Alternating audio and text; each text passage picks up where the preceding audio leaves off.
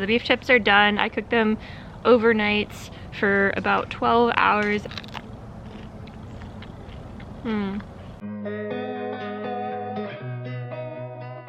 Hello my friends, today I'm making some brisket meat chips. So I've got a whole grass-fed brisket here.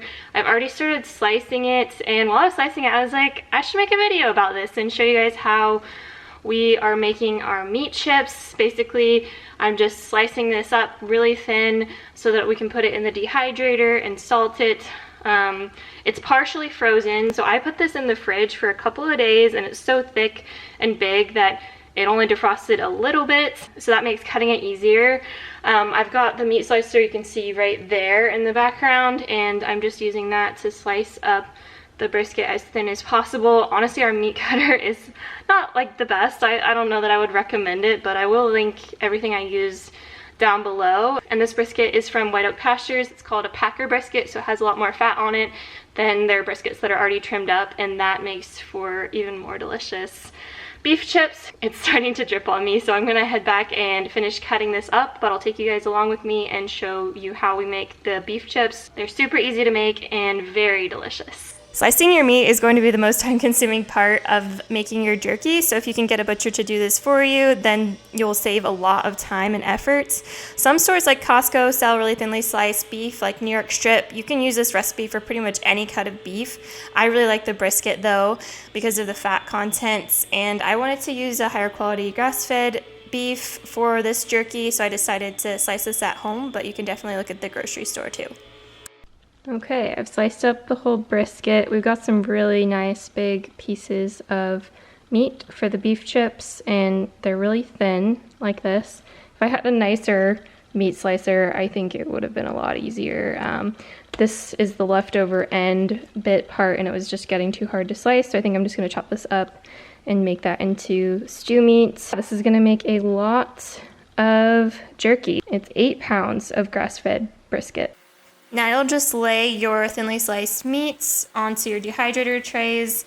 If you're going to be making a lot of jerky, I'd highly recommend getting a really heavy duty stainless steel dehydrator. When I first started making jerky years ago on the carnivore diet, I got one of those round ones that was plastic, and it was really hard to arrange the jerky. It didn't cook evenly because the heat came from the bottom rather than from the back of the dehydrator, and I noticed a huge difference when I changed over to the heavy-duty stainless dehydrator, and also you can just fit so much more.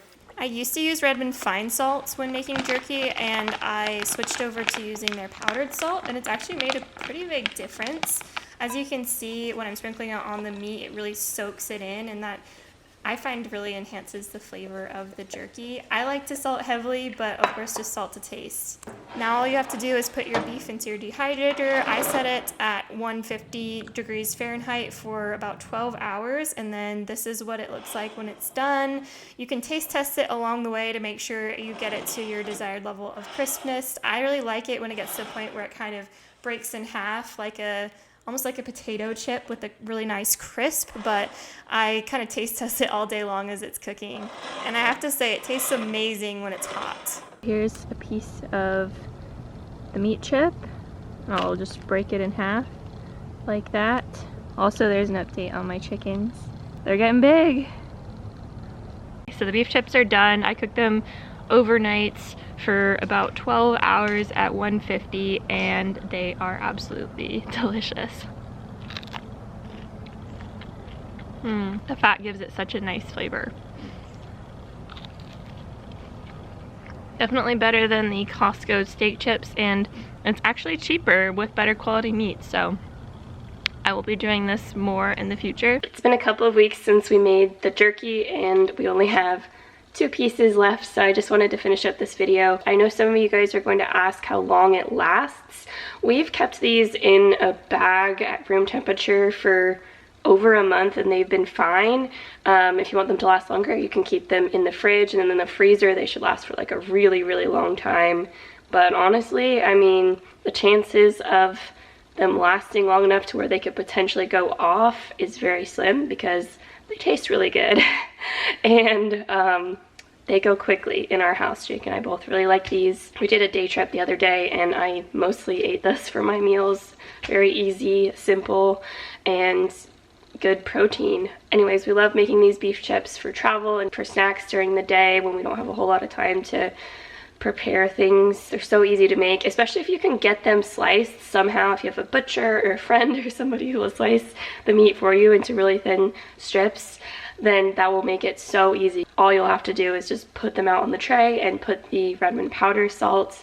The verdict on the Redmond powder salt is it does taste significantly better than the fine salt. I think it's something about it being powdered that the meat really just soaks it up and gets that flavor in there really well. And so I'll link that down below. I'll also link my dehydrator. Kosori has given me a 30% off code for the dehydrator that I have, and that makes it way cheaper than it is on Amazon or anything similar. So I'll be sure to put that in the description. And if you haven't already, make sure to subscribe. Hopefully I will be making more videos soon. I've missed it a lot, and I know that I've been really sporadic with my posting, but overall things are going well here. I will look forward to seeing you in another video very soon.